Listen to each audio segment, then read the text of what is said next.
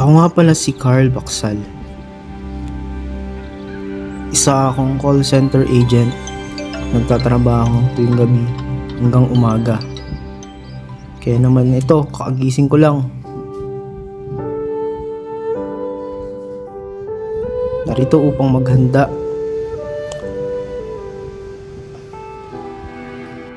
Nagliligpit ng higaan.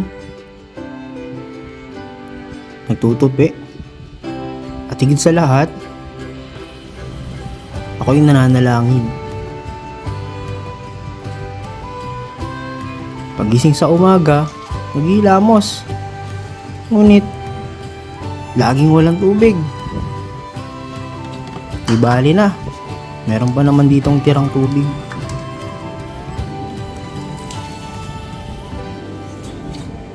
Siyempre, kailangan din nating magpapogi. Yan, ayos na to. Sasabak na naman sa panibagong hamon ng buhay. Lunes na naman, kailangan na naman natin magtrabaho. Siyempre, huwag natin kalimutang lumaban. At higit sa lahat, maging blessing sa iba.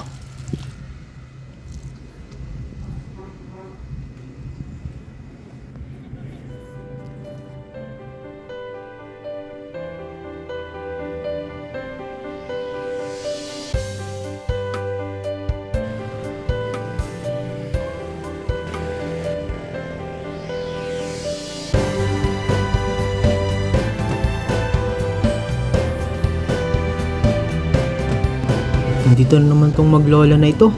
Ano kayong pwede kong maitulong? Ako, 170 na lang pala yung pera ko. 100 sana yung bibigay ko pero ito na lang 50. Para meron pa akong extra. Yan na naman siya. Mukha namang mga sindikato yan.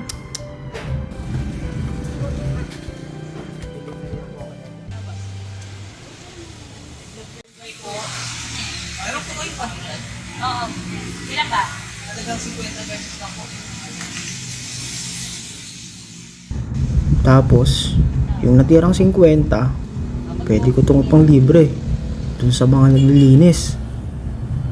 Para may maitulong man lang ako sa kanila kahit papaano.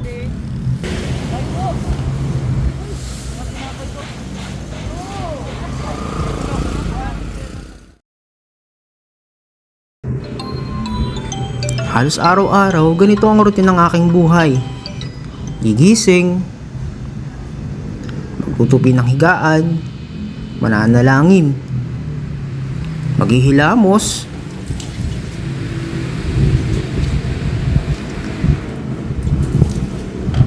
at syempre, didilagan tong halaman. Mukhang patay na. Pero sana, lumaki pa siya.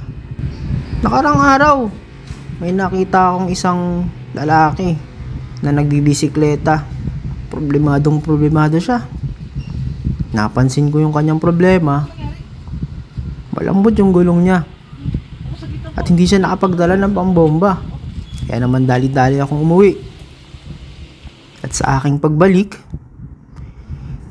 hindi lamang pambomba ang dala ko. Inalo ko siya. Natutulungan ko siyang ayusin ang kanyang gulong. At yun na nga, naayos nga namin ito. Kahit papano, nakapunta siya doon sa vulcanizing shop. Bago siya umalis, binigay ko sa kanya ang aking daladalang libro. Isang pagpapala, isang babasahin, nagpapakilala sa ating Panginoon. Mukhang nagustuhan naman niya yung babasahin na aking inalok sa kanya. Hindi nagtagal, ako'y umuwi na.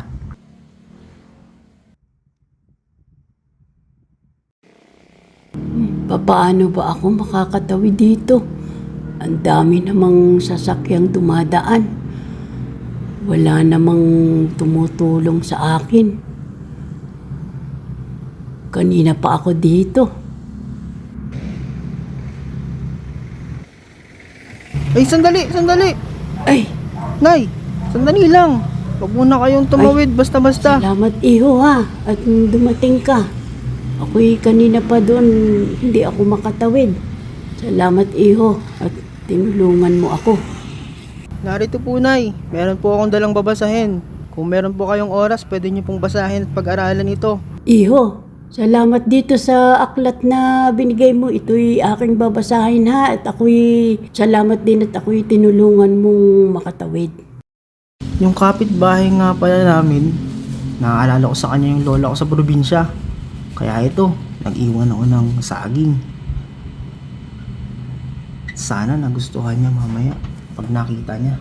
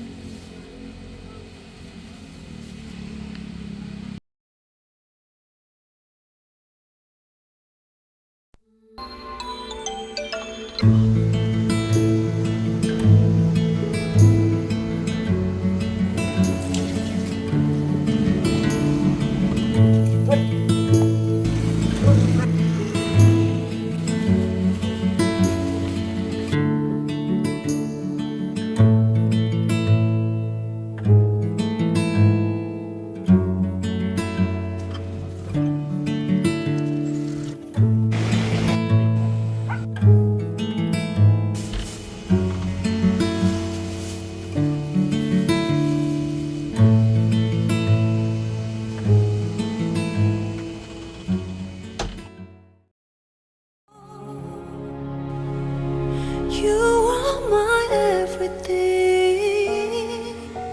별처럼 쏟아지는 운명에 그대라는 사람을 만나고 멈춰버린 내 가슴 속에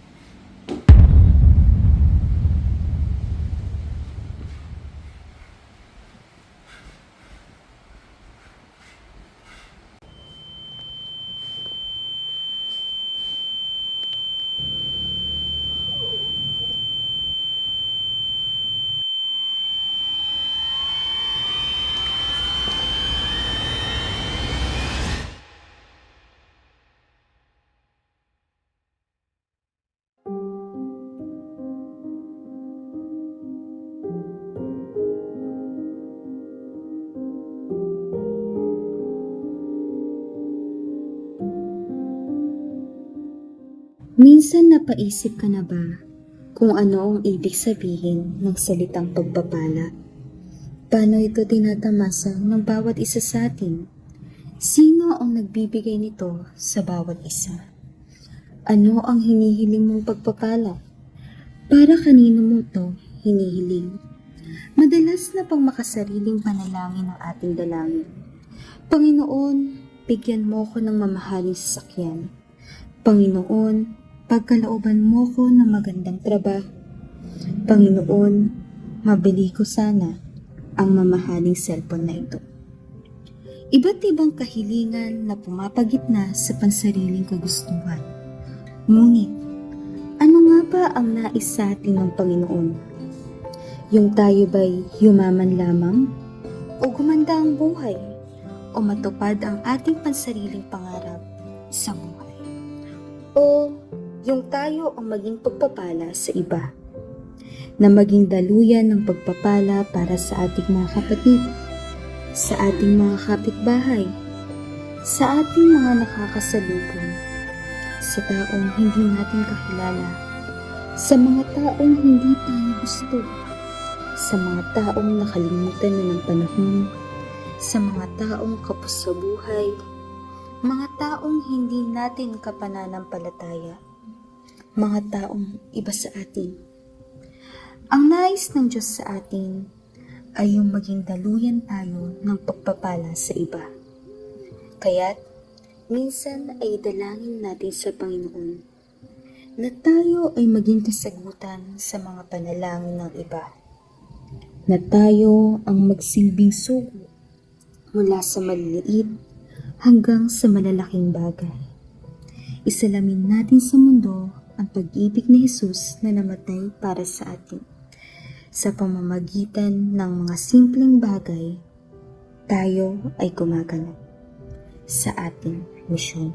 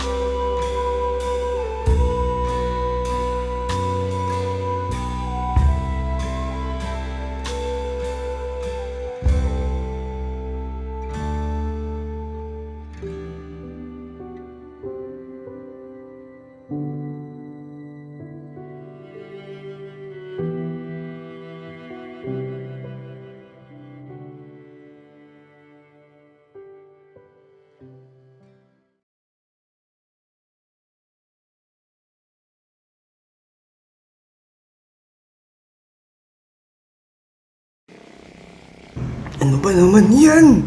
Ang daming sasakyan. Madulas pa yung kalsada. Paano ako makakatawid dito? Wait lang. Wait lang, patawirin niyo naman ako. Ano ba naman yan? Yung tao sa likod ko, parang walang pakialam. Cellphone lang na cellphone. Wait lang, Nay. Wait lang po. Tutulungan ko na po kayo. Wala kasing pa itong tao na ito na nasa likod ko eh. Okay lang po yan, Nay. Iigtas ko po kayo. Tatawid ko po kayo dito.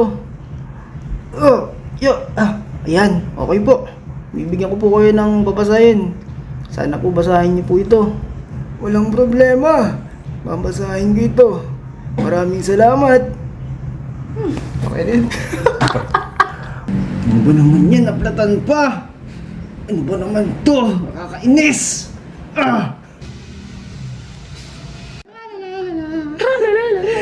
Hello? Ano po nangyari sa inyong bisikleta? Naplatan? Wait lang po ha, may kukunin lamang po ako sa bahay.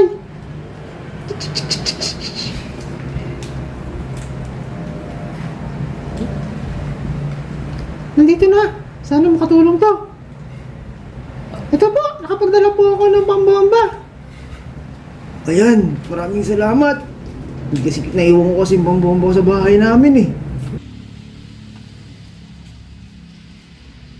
Ay, bubomba ko lang saglit. Iho ah.